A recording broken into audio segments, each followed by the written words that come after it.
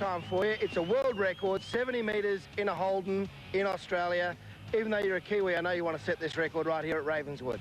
Yeah, that's right, Stewie. This is what it's all about. We've put probably 6-7 years into this, and what we've got to do is make sure this car stays upright and it flies through the air the way we want it to fly.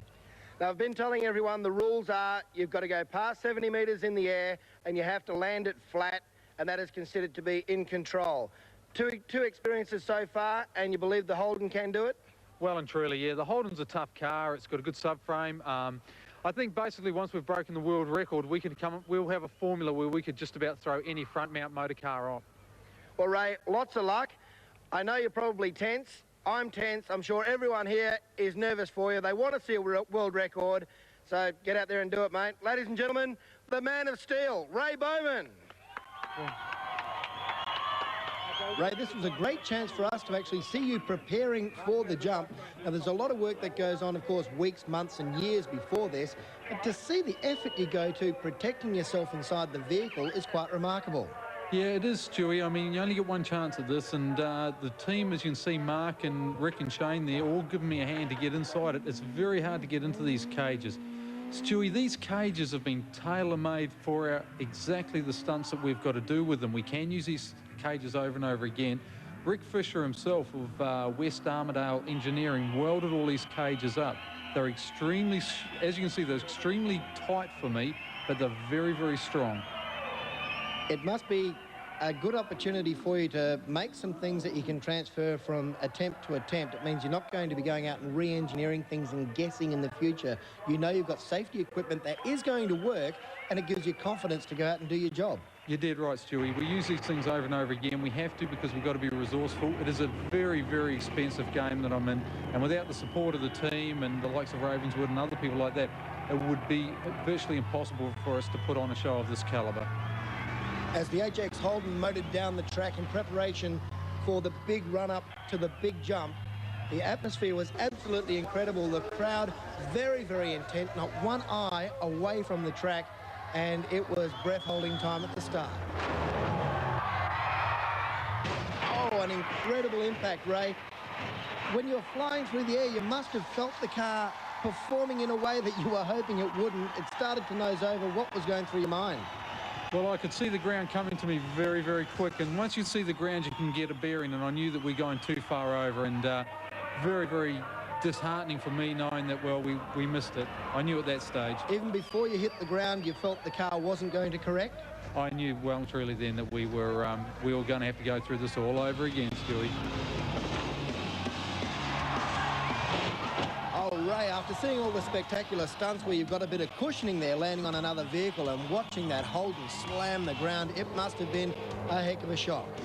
It certainly hurts, Stewie. In fact, even a few days after you well and truly knew what the impact of hitting the ground is when you're in 1,500 kilos of car hitting the ground at that speed.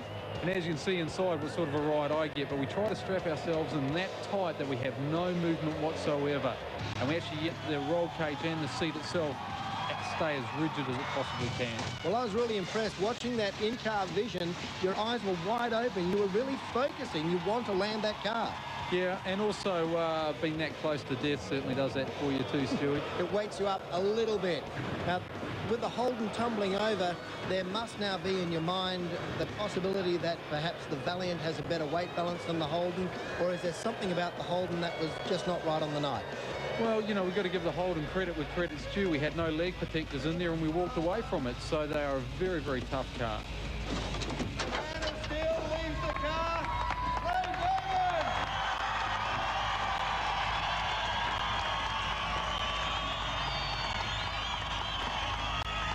Well, Ray Bowman, a great flight through the air, certainly beat the distance. How did it feel when you were coming up to the ramp? Yeah, she felt really, really nice. She's sitting right. As soon as we left the ramp, she felt as though she was sailing right, but then all I eyed up was that ground coming really quick, eh? We shouldn't have been eyeing the ground up. We had the radar gun on you on the first pass through 160 kilometres. That's what you said you needed? Perhaps just a little bit too much weight in the front of the car? Well, we can't rechange the weight of these things, so the difference between this car and the Valiant is maybe we've got to go back and look at a Valiant, because, I mean, that sailed through the air beautifully and that wasn't weighted. Well, the good thing about it, you've done 5 stunts tonight before this one. All 5 went according to plan. This one went according to plan, apart from the final little bit, the landing. I guess you've learned something else, and I'm sure you're going to be back with another go at it. Well and truly. We started it, we've finished it, eh? And we're so close to this record, eh? I mean, I'm not stopping now, not a hope in this world, eh? The harder it gets, the more I want it. It's as simple as that. Ray, thanks for taking the time to come in and talk to us about these spectacular jumps. It was an awesome event, and it was great to hear that you're still keen to get that record, and it's good to hear the crew are right there with you. Yeah, they are. They're the unsung heroes behind the scenes, and I'd like to take this time very much to thank Mark Curl, Shane Higgins and Rick Fisher, and of course the staff at Ravenswood did a tremendous job. Well, you taught us a lot about professionalism. It was a spectacular show, and we certainly look forward to seeing you back at the track very, very soon. That's it from this special edition of Drag Racing Coming At Ya. Join us in 2 weeks' time for the first of 2 feature episodes with the highlights of season 96-97 at Ravenswood Raceway.